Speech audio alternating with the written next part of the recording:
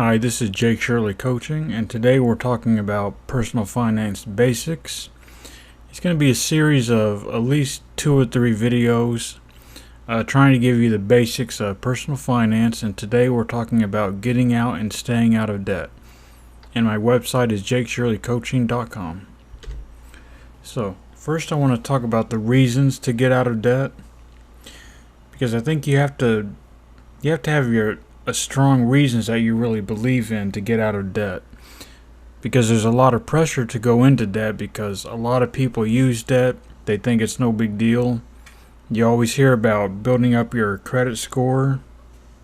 So a lot of people will talk about it's okay to borrow debt for some things and not okay for others. I think it's best to just avoid debt altogether. So that's what we're going to talk about today.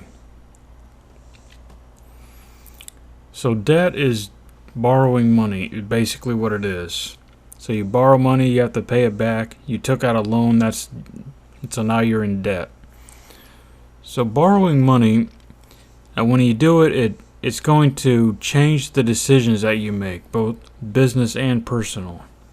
So what that means is if you're in debt, you have payments to make, you might end up taking a job that you don't want to take, or so in your business you might, because you're so focused on trying to get out of debt and you're worried about it, and you might start to feel desperate. And usually when people are desperate, they make bad decisions. So you might end up making decisions in your business that you wouldn't normally make because you're so focused on getting out of debt. And one thing I learned personally about debt is that it takes years. It might take years to pay off a loan. Like if you get a car, for instance. And that's going to screw up your future life in ways you can't even imagine. Because there are going to be things you want to do or you want to buy, but you got to pay off your debt before you do anything else. So it messes things up in ways you couldn't even think of in the present. So that's another reason to avoid debt. I believe that if you can't pay for something up front, then you really can't afford it. A lot of people will say, well, I can make the monthly payments, but that's just asking for trouble. It's inviting disaster because so many people are living paycheck to paycheck anyway. And then when they're in debt and they have payments, it only takes one thing to go wrong, one missed paycheck, one unexpected expense, and then they can't make their payment, and then they go even farther into debt because of interest. So if you can't pay for something, if you can't pay the full amount for something, then you can't afford it. And you cannot afford the payments even if you think you can. Because if you can't pay for it up front, you can't afford it. And you don't want payments in your life anyway. So if you made a decision to get out of debt and stay out of debt, here are the steps to take. First step is to stop borrowing more debt, and that includes using credit cards. So I tell people not to use their credit cards. They might think they're spending the money on things they would buy anyway. But I believe that it's been my experience, and I think a lot of people will say the same thing, is that they tend to spend more when they use a credit card. There's something about the way our minds work, and when we use a credit card, we don't feel like we're spending real money. And in a way we're not, because what we're doing is taking out a loan that we have to pay back later.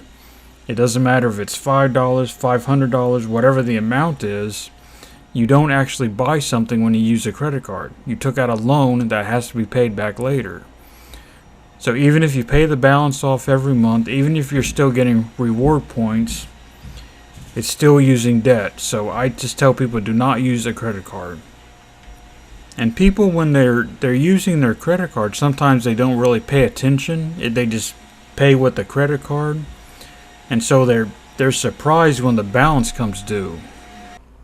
So people get into trouble with their credit cards because they're living paycheck to paycheck anyway, and it only takes one unexpected event, whether it's a job loss or a medical bill.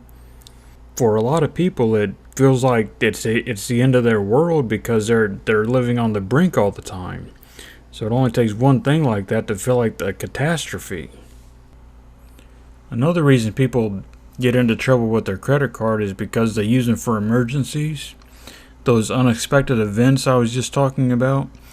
A lot of people will reach for a credit card when those things happen because they have no cash saved. So they have the best intentions of paying off their balance every month, and they think they're going to beat the credit card companies at their own game because they think they're going to pay off the balance every month, and then they're going to get the reward points or the cash back or whatever those rewards they're going to get, and they think they're going to beat the credit card companies. But when and not if something unexpected happens, they don't have the cash and they use a credit card now for emergencies. It's not just things they were going to buy anyway because they have no cash, so when something unexpected happens, they have to use the credit card. So in another video, I'm going to talk about building a cash emergency fund and why you should do that. Because if you have cash in the bank, you have a cash emergency fund, you won't need a credit card to cover unexpected expenses. This is also a mindset shift and a behavior decision more than anything else. Because you have to make a decision to not use debt anymore. Even if you have the best intentions, it only takes one thing to mess up the entire plan and everything comes crashing down. Playing with debt is like playing with fire. You're going to get burned eventually. No matter how well planned it feels like, it only takes one thing to mess it all up, and you realize your plan had too much risk in it from the very beginning. Even if you don't want to lose your reward points, you don't want to lose your cash back, all that kind of stuff, using a credit card is still using debt, and I tell people not to use credit cards at all. Another thing people go into debt for is cars. We spend probably next to a house, we spend the most money on cars, and these are things that go down in value. Your car payments are going to hurt you. So I would say get a car that's a few years old probably and pay cash for it. You don't need car payments. It's going into debt. It's going to mess up your life. It's just something you don't need. You pay full. If you get a new car, you pay full price for that car, but by the time you pay off the loan plus interest, you don't have the new car anymore. It's gone down in value, and you ended up paying more than it's worth. When you have a car that you know is going to be replaced, start saving right away. Put aside some money every month and build up a car fund so that when the time comes you can pay cash for your car. It's going to be a few years old probably, but it's going to be a lot better for you in the long run than getting a new car with car payments. So credit cards and cars are two of the things that hurt people a lot and that they go into debt for. So now that you made a decision to not add any more debt, there are basically two ways to pay off debt faster. You can increase your income. This might mean getting a second job, starting a side hustle. It might mean working overtime, but don't worry, this is only temporary. It's just extra work that you're going to do for a short period of time while you're getting out of debt.